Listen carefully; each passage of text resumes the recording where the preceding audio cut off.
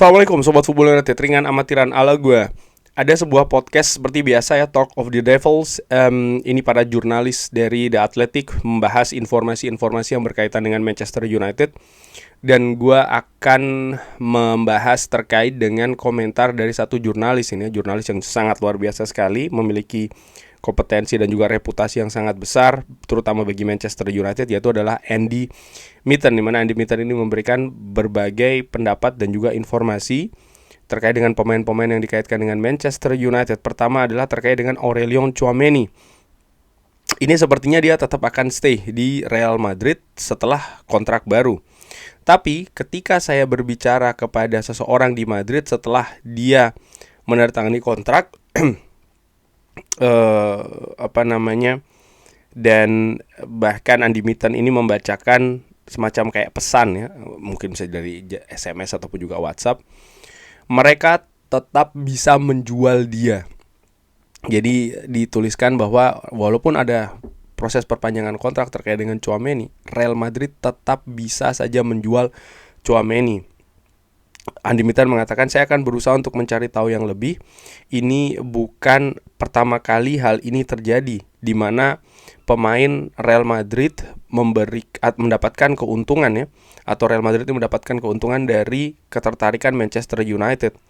Lihat, Manchester United pernah tertarik di dalam diri Tchouameni, dan saya mengatakan hal tersebut di dalam podcast beberapa kali, kalau sang pemain ini happy di Real Madrid. Tapi kalau situasi itu berubah, dia akan sangat sempurna dan juga happy untuk bermain di Manchester United. Wow, ini kabar yang menurut gue juga menarik, bagaimana Tchouameni tetap ada kaitannya ya dengan Manchester United, tetap ada kemungkinan dia bisa saja dijual. Ketika ini dilanjutkan lagi oleh Andy Mitten, ketika saya membuat beberapa telepon ya, atau komunikasi pekan lalu di Madrid dan juga saat ini dia ada di Amerika ya, karena sebagian besar jurnalis dari Spanyol ada di sini. Dan satu dari poin-poin yang dibawa ke depan adalah Real Madrid ingin melakukan pembelian yang besar-besaran.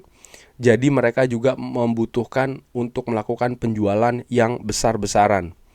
Jadi siapa yang mereka bisa jual untuk bisa mendapatkan uang yang sangat banyak? Federico Valverde telah diberikan informasi kalau dia akan menjadi kapten. Camavinga tidak akan membawa banyak pemasukan ya, artinya penjualan tidak akan terlalu besar. Jadi dengan situasi tersebut, saya tidak yakin kalau saat ini ya segala penjualan itu akan selesai atau akan berakhir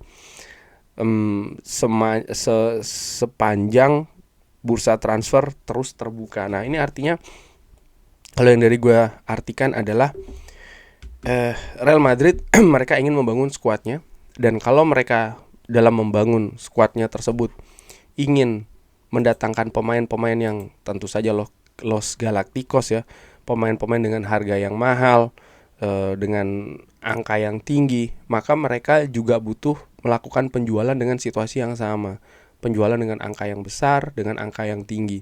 Dan pemain-pemain Real Madrid saat ini tidak cukup banyak yang bisa dilepas dijual, dengan ada juga kemungkinan klub yang berminat ya dengan angka tersebut ataupun dengan keadaan tersebut. Kalau gua lihat ya secara ringan amatiran, tentu saja pemain-pemain di Real Madrid ini sebagian besar tetap ingin berada di Real Madrid karena mereka bermain di klub sebesar Real Madrid. Real Madrid memiliki ambisi yang besar. Mereka baru saja menunjuk Jose Mourinho, juga akan ada masa depan yang baru, situasi yang baru juga di klub. Dan ini mungkin membuat situasi ada banyak pemain tetap ingin bersama dengan Real Madrid. Tapi realita dari sisi keuangan yang membuat Real Madrid ini juga harus melakukan pergerakan dalam hal menjual pemainnya. Nah, Andy Mitten dari informasi tersebut mendapatkan kabar bahwa ini situasinya, bahwa Real Madrid kalau ingin mendatangkan pemain yang mahal, mereka harus menjual pemainnya juga dengan angka tinggi. Bahkan untuk situasi Tchouameni masih mungkin akan dijual oleh Real Madrid. Cuma pertanyaannya adalah selalu, mungkin Real Madrid menjual, tapi apakah Manchester United bisa memenuhi angka-angka yang terjadi gitu ya, katakanlah biaya transfer, biaya gaji, karena ini kan yang diinformasikan oleh sumber lainnya termasuk juga Fabrizio Romano yang akan menjadi semacam kayak tantangan yang besar bagi bagi Manchester United jika ingin mendatangkan Tchouaméni ke Old Trafford, biaya transfer yang tinggi dan juga biaya gaji yang tidak sedikit. Oke, gue akan ke Youri Tielemans masih dari Andy Mitten.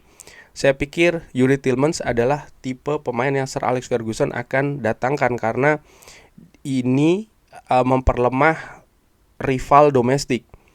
Karena ya bagaimana Youri Tielemans ini juga memiliki pengaruh yang sangat besar bagi Aston Villa, dan Aston Villa ini adalah klub papan atas menurut gue, dan Manchester United dan ingin finish di papan atas juga atau menargetkan papan atas, melakukan dalam tanda kutip perlemahan ya.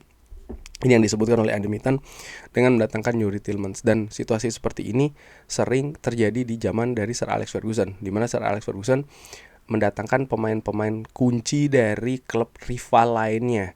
Nah, ini yang dilihat oleh Andy Mitten ya. Dia adalah pemain yang terbukti di Premier League, 29 tahun dan memiliki pengalaman internasional ya di salah satu tim nasional terbaik di dunia. Jadi saya sangat